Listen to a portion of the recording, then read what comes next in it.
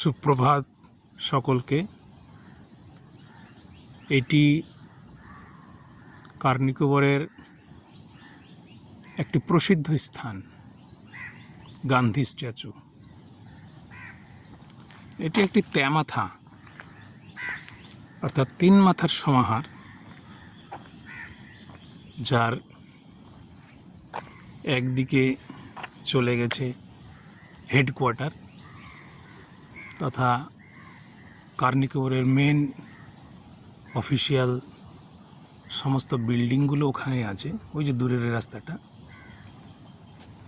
আর আরও একটি রাস্তা চলে গেছে এই দিকে, এয়ারপোর্ট তথা এয়ারফোর্সের যে বেস আছে সেটা এই রাস্তায়। আর আরেকটি রাস্তা এই দিকে গিয়েছে, যেটি মুস ভিলেজের জেটটি যেখানে, সেই মুস ভিলেজ এখান থেকে প্রায় 10 কিলোমিটার। এটা একটি ছোট্ট দ্বীপ। যারা জানেন না কার নিকোবর সম্পর্কে তাদের বলি, একটা ছোট্ট দ্বীপ, 15টা ভিলেজ আছে এখানে, ছোট ছোট ভিলেজ জঙ্গলের মধ্যে, যার দৈর্ঘ্য 15 থেকে 17 কিলোমিটার হতে পারে এবং প্রস্থ ম্যাক্সিমাম 8 থেকে 10 কিলোমিটার। এইরকমের একটা ছোট্ট ভূখণ্ড, চারিদিকে জল,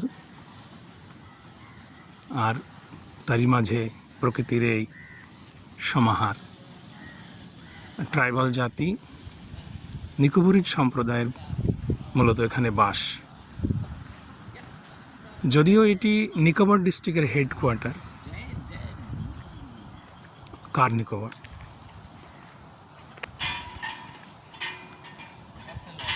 তবে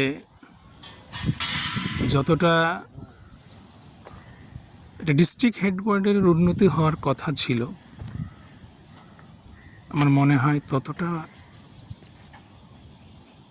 সামগ্রিকভাবে উন্নয়ন এখানে হয়ে ওঠেনি। তার অনেক কারণ হয়তো আছে, তবুও যেটা হয়েছে সেটা কিন্তু অনেক কিছু। শান্ত প্রকৃতি,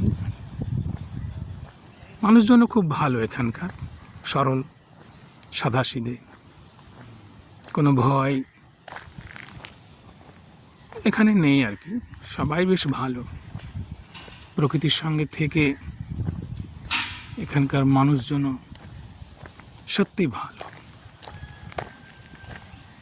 আপনারা দেখছেন চারিদিকে মূলত নারিকেল গাছেরই এখানে, এটাই এদের আয়ের একটা উৎস।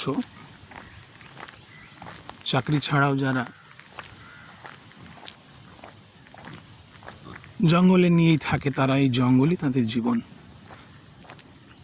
নারিকেল ছাড়া আর বিশেষ কিছু নেই। কিছু নিজেরা আলু বা জাতীয় কিছু চাষ করে নিজেদের খাওয়ার জন্য। আর এই যে শুয়োর, এই শুয়োরের এখানে পালন হয়, এরা প্রত্যেকেই শুয়োর পালে। এবং এই নারিকেলের 30 থেকে 40 বা 50% এই শুয়োরকে খাইয়ে দেওয়া হয়। আর ডাব বিক্রি করে না, ডাব বিক্রি করা নিষেধ। সেটা ওদের নিজেদের একটা ট্র্যাডিশনাল বলা যায় সিদ্ধান্ত। এখানকার যে ক্যাপ্টেন আছেন নিকোবরের, তারা এগুলো ডিসাইড করে থাকেন। প্রত্যেক ভিলেজেও ভিলেজ ক্যাপ্টেন আছে। ডাব বিক্রি করা হয় না, যদিও ডাবের দাম এখানে 25-30 টাকা। তার পরিবর্তে এরা নারকেল বিক্রি করে, পাড়া হয় না, পড়ে গেলে সেটা কুড়িয়ে বিক্রি করে, ম্যাক্সিমাম 5 টাকা।